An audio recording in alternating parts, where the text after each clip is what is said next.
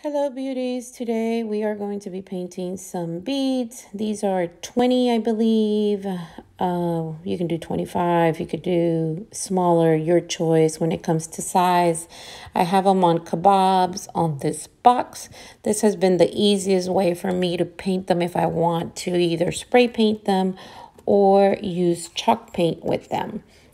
So I was able to fit 4 kabobs in here. I have 3 full of 8 beads on each one here, and one that I still need to fill. You can put as many beads as you want, but I think me with 8 is good enough for me to have freedom to roll them and paint them. Home decor paint and Waverly paint is what I will be using. And of course, these brushes right here.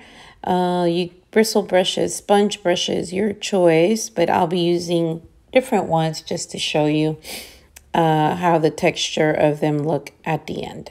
So now I have all 4 kabobs ready to go. And these are the paints that I decided to go with. The first one I just showed you is more of a grayish neutral tone. Then we have this green one from Waverly. Then this Merlot, which is my favorite right now for this time of year. And this teal one from Waverly as well. I will make sure to post the names on the description box below so you know. So disposable paper for me to add all 4 paints. I'm adding the first one.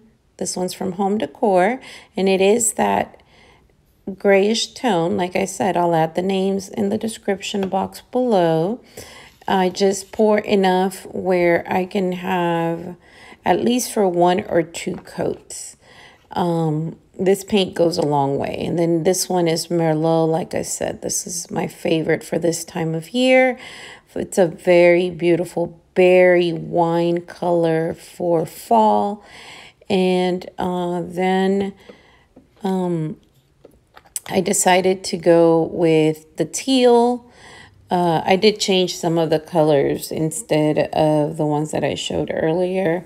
The green, instead of doing the green, I went for a different type of green, not that bright green. I went for this one that's more of an olive green, and also from the Folk Art Home Decor chalk paint. So Folk Art and Waverly are the ones that I'm using today. So now we have the paint ready, we have the beads ready, and it's time to paint. We're going to use the sponge brush first for the first kabob, and we're going to use this paint right here, the neutral tone, and we're just going to go over them as they roll. It doesn't matter if they're rolling. That's what you want, because you want to make sure you get enough paint all over them. So you just let them roll. And once you have coated the middle enough, you're going to see that as you're rolling them, you're going to get more on the middle than you are on the ends of the beads. But you just continue painting and make sure that the coats are decently even, and then you just roll them with your brush and you start coating them completely, and you end with this. Don't they look nice? And of course you just continue rolling them and adding paint. Now we're using this brush right here with the teal. Again, I said I would be using different brushes to show you. I didn't show you this brush earlier. I showed you a bigger one, but I decided to use this small one instead.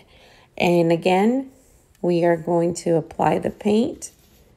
And as you can see, this brush here adds more paint, of course, a lot faster to the beads than the sponge, but you have to make sure that they are completely nicely coated evenly as you rotate them.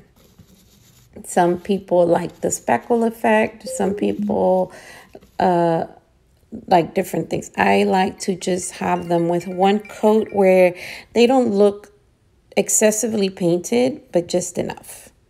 And then we are using this flat brush here, which is wider. And what I want to do with this brush is pretty much take up more beads with the brush, so it makes it quicker to paint. That's up to you. And then I use it this way.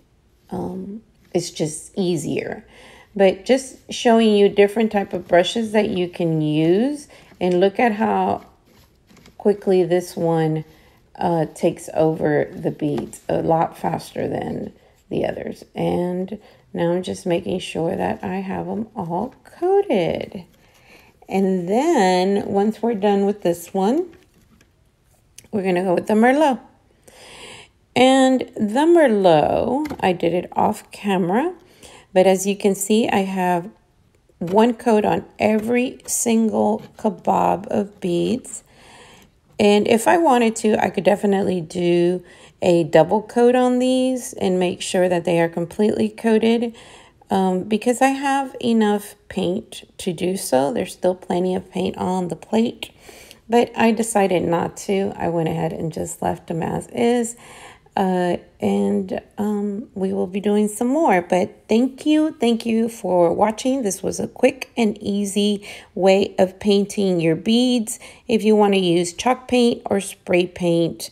And I will see you on our next one. Bye.